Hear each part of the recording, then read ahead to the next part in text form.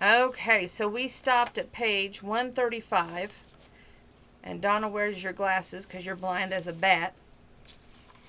Well, bear with me. If I get a headache, I get a headache. He ran a hand through his evenly spaced caramel highlights. I really like you, she repeated his own words. What's not to like? Brock tipped back his cup of bubbly and drained it again, then held up the bottle. More?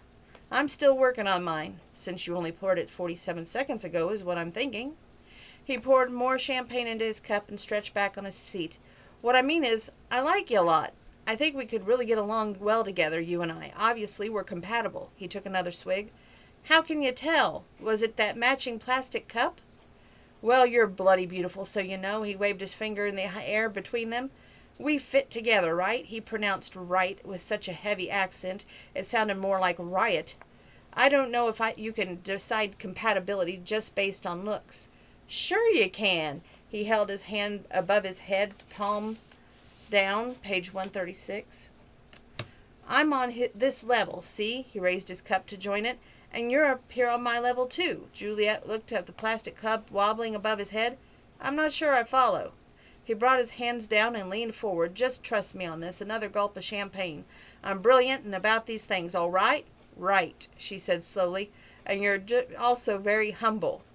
I am, he agreed, nodding his head vigorously, a little too vigorously. If Juliet didn't know any better, she'd say he was drunk. Say, Brock, did you get a head start on the champagne before we met tonight? She made it sound like a joke, but she needed to know if he'd been drinking before. It would explain his weird behavior. Well, nah, Brock waved his hand. I wouldn't start on the good stuff without you. That was a relief. I did some tequila shots with the gang, though, he added. We like to start early. She pressed her eyes closed for a moment. That's just great. I know. He refilled his mug, splashing some on the floor of the boat. I was kidding, Juliet said. About what? Never mind. Holy dunce cap. Either he was really dumb or just stupid drunk. Maybe Kat was right about Brock all along. Juliet should have listened to her. She shouldn't have ever broken her own dating rule. Never date a new guy in a place you can't escape. You never know when you'll want to run screaming for the hills. Juliet looked longingly at the shoreline. It seemed farther and farther than ever.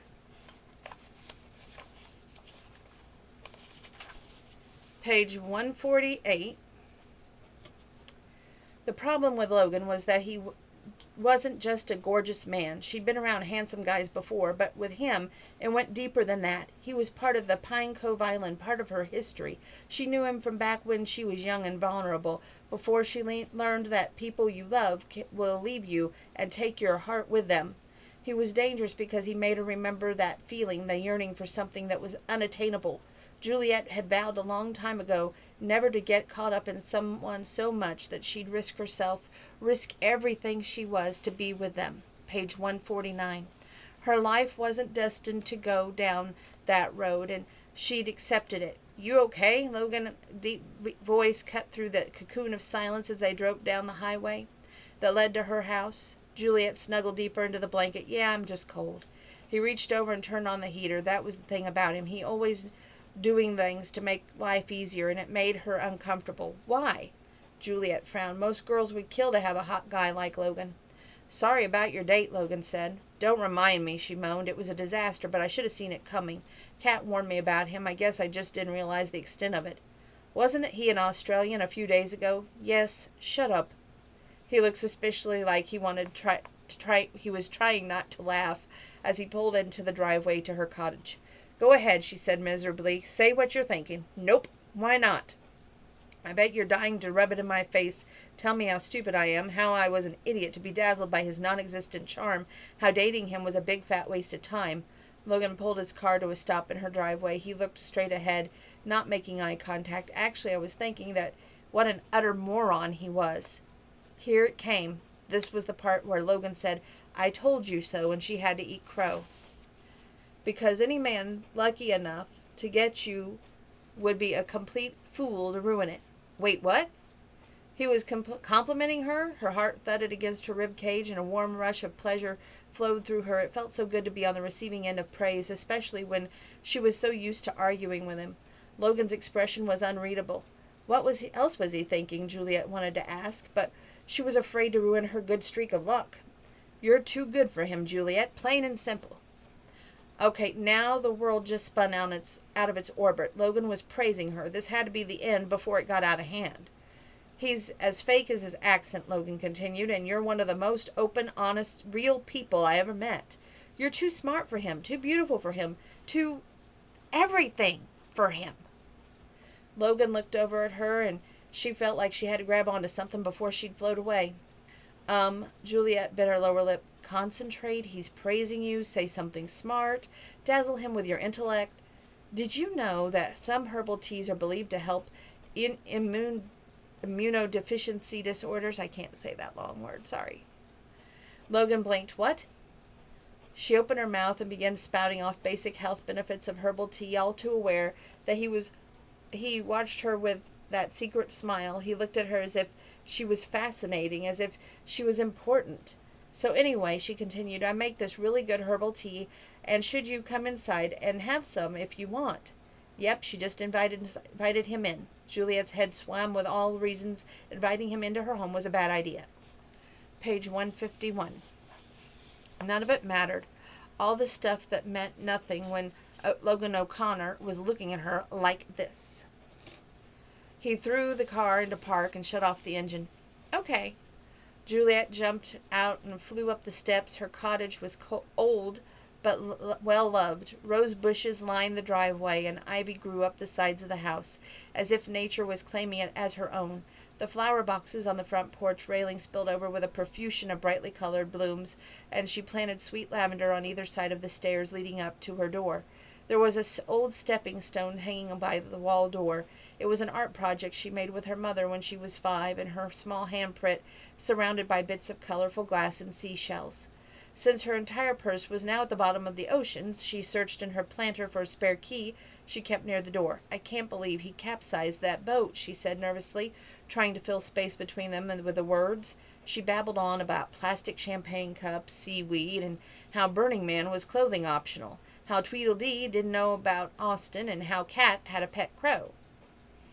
Logan came up behind her as she fumbled with the lock, and he was so huge and so close. She could almost feel his warmth seeping through her wet sweatshirt.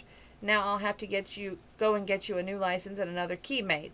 Luckily, I didn't have any money in there, just my phone and my entire life and whatever. She dropped the key, bent to pick it up, and tried to open the door again. Why was she so nervous? Juliet, he said softly, placing a warm hand over hers on the doorknob. She could feel his soft breath against her cheek. Shut up. Page 152.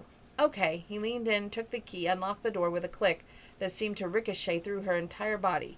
This was really happening. She was bringing him into her home, her sanctuary, no man's land. When she gathered her courage and stepped over the threshold, Logan was right behind her. Page 165. Last night had been entirely unexpected. At first she was game for whatever may happen in her living room. She was actually wanting to kiss him again. And then when he finally did kiss her in the woods, she didn't want it to end, and that was bad. But what happened between them in the garden was even worse than kissing. They talked. Juliet pressed her lips together, frowning. They talked about the past, page 166. She even remembered her parents in the garden back when her world was so whole and happy. She remembered what it felt like before she learned that you can lose the ones you love. She took a deep breath and straightened her spine. Better to put it all behind her before she left the house. She vowed to focus on the work that needed to get done before Romero came back. The florist shop was finally coming together, and it was even more beautiful than she could have imagined. Romero would see how well managed she managed everything, and her plan would fall into place. It just had to. Everything else could be sorted out later, especially her feelings for Logan. Page 190. I can assure you there'll be no more tree houses in my future because it was a mistake, Juliet said. We're all wrong for each other. She knew it was true, but she couldn't help but a slight twinge of melancholy that nagged at her. Still, there was no dwelling on it. She wasn't going to let one slip-up with Logan change the course of her future. She had a job to do, and Romero was coming home soon. Logan had already built the greenhouse, and back the deck and would soon be finished. Juliet wasn't about to let a messy relationship get in the way of her goals. If all went well by the end of the summer, Romero would officially retire and Juliet could take over running this new shop. Then her life would be complete. She'd have a career surrounded by her beloved plants, she'd have her friends, and she'd have Emma and Hunter. She didn't need anything or anyone ever else.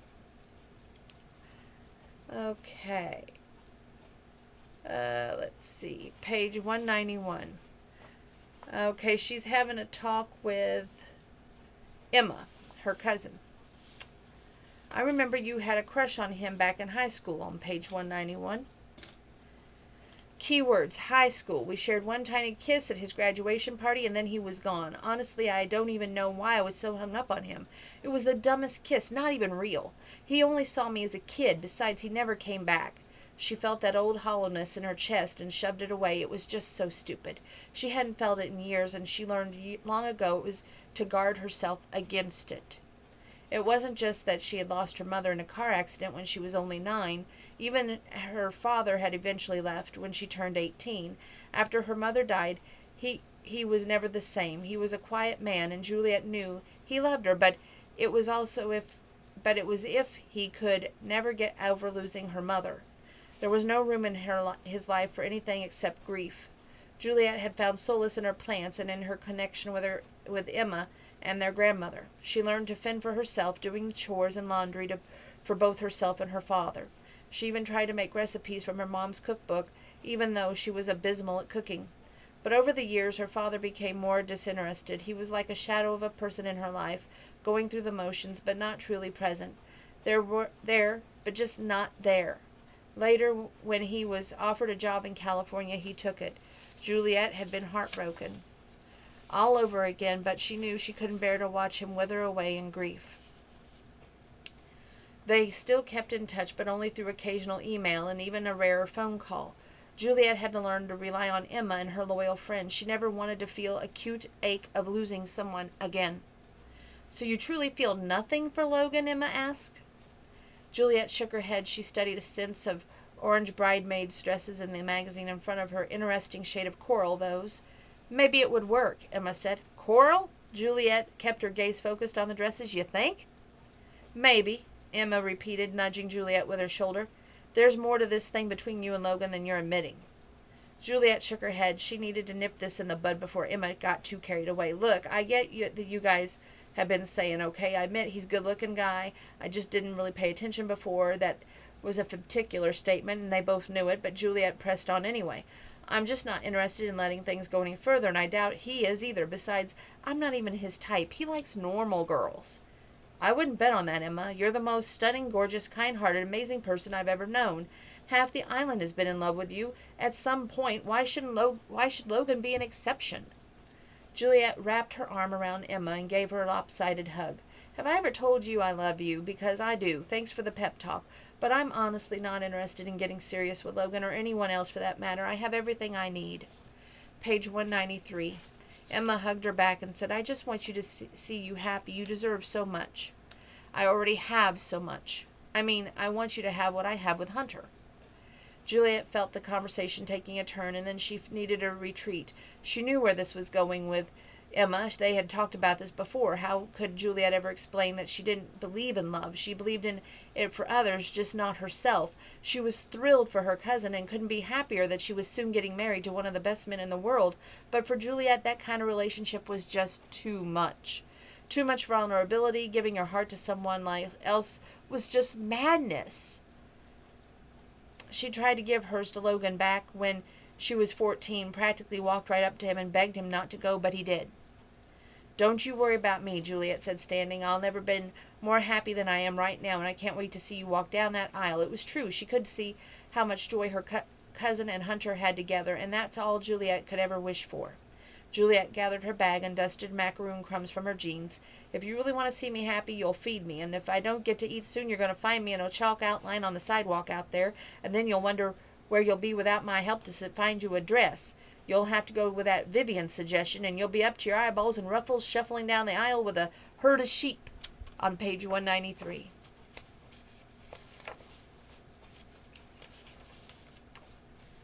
Let's see here. I think we'll get to page 216 tonight, and then we'll have to time out again. Page 214. I was in the 4th grade, she said finally. They sent me home early from school. My mom was driving to the grocery store, and a semi-truck blew through the traffic light. They said she died instantly. Juliet shrugged as though trying to minimize the pain of it, but Logan could tell she was sinking into memories she rarely talked about. A tiny crease formed between her brows, and she rubbed a finger back and forth over the scratch on the tabletop. Anyway, my dad sent me to my grandma's place that day. It was supposed to be for a few days, but I didn't actually go back home for a month.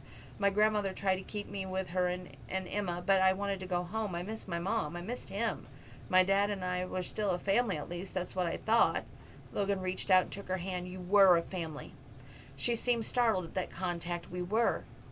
He never got over my mom's death. For a long time he was angry at the Holloways. I think he might have even been angry at me. My mom was a healer. That was her gift. My dad was mad that she couldn't heal herself, but the Holloway gifts don't work like that. We can only help other people. After a while he stopped being angry, and when he got sad, and then I think he stopped feeling anything at all. He was just never the same. She drew her hand away and ran it through the hair. When I turned 18, he took a job in California, moved away. He said I could go with him, but we both knew where my home was here, and I had Emma and our grandmother, so I never even considered it. She trailed off and looked at him with false optimism. Now we rarely see each other, but I think he's happier. I think this is a place that reminded him too much of my mother. A flash of pain coasted across her face. I know I reminded him too much of her. Page 215. Logan wanted to hold her. The idea that Juliet, as a little girl, was sad and neglected made him wish that he could turn back time and change things. He wished that he paid more attention to her, that he could have been a better friend. I wish I could have helped you, he said. She seemed surprised. I think you might have been a little busy. Oh, I don't know. Growing up? Being a kid yourself? She gave him a grateful smile. Thanks, but that was a long time ago, and I'm totally fine now. She spread her hands out. Look how fine I turned out. You are fine. He knew she was joking, but he wasn't. She had turned out beautiful, kind, fascinating, and caring. She had turned out perfect. Wow, it's late, Juliet said, pushed away from the table. I should be getting home. Disappointed gripped him. You barely started your dinner. It was really good, she assured him. Really, it's just that I ate a bunch of donuts after the mud run, and I'm not that hungry. I just remembered I have some things to do. Logan rose from his chair. Let me walk you home. No, she said too quickly. I'm fine. Thank you so much for dinner. You're a great cooking rabbit food.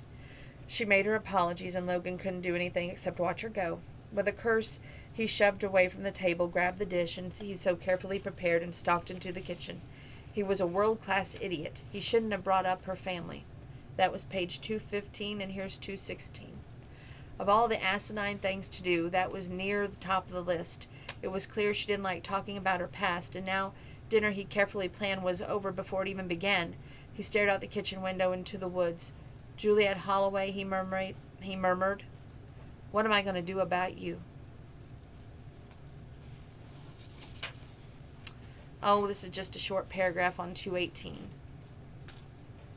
It was hard for her to believe that Logan told her this. She told Logan the story of her past.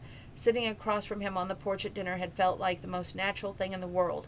She somehow slipped into an alternate universe where she didn't have to guard herself. Once she realized what she'd done, how easy it was to trust him, it scared her. He'd gone through all that trouble of cooking her dinner, and she ran off like a coward.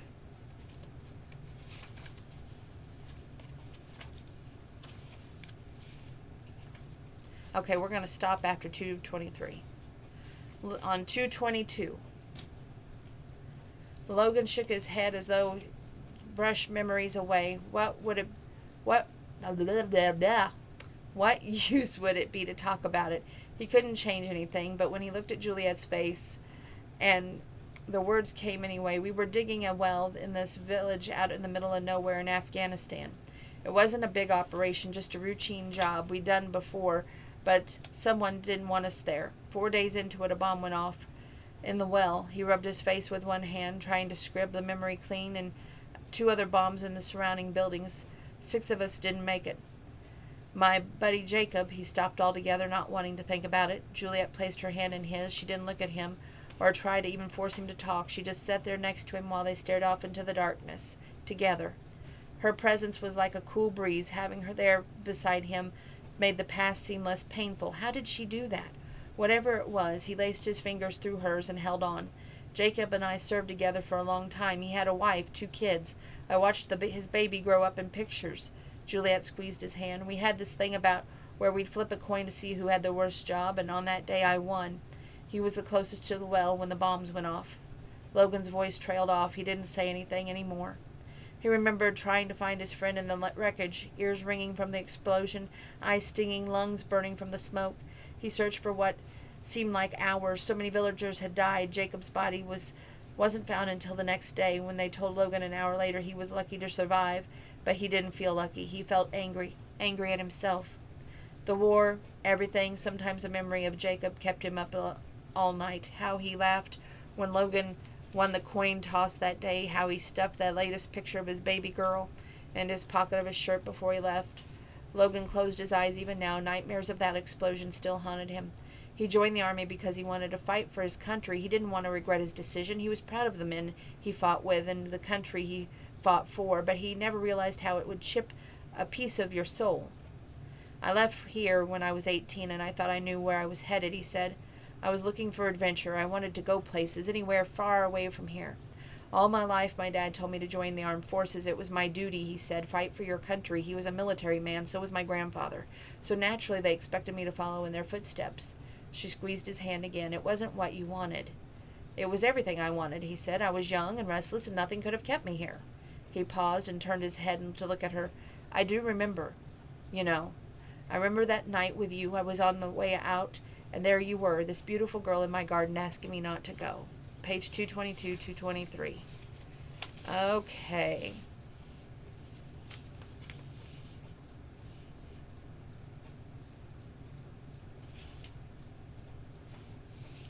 You ever mark something and then go, why did I mark it?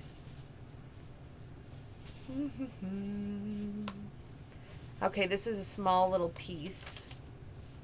So we're going to read this small piece on page 229. This was real life. You could love someone, but that didn't mean that you were enough to make them stay. She'd been taught that lesson before, and tonight cemented it. From now on, she'd be a real grown-up. She wouldn't lose herself in silly dreams of love and forever, because it didn't last, not for her parents, and obviously not for her. It was better this way.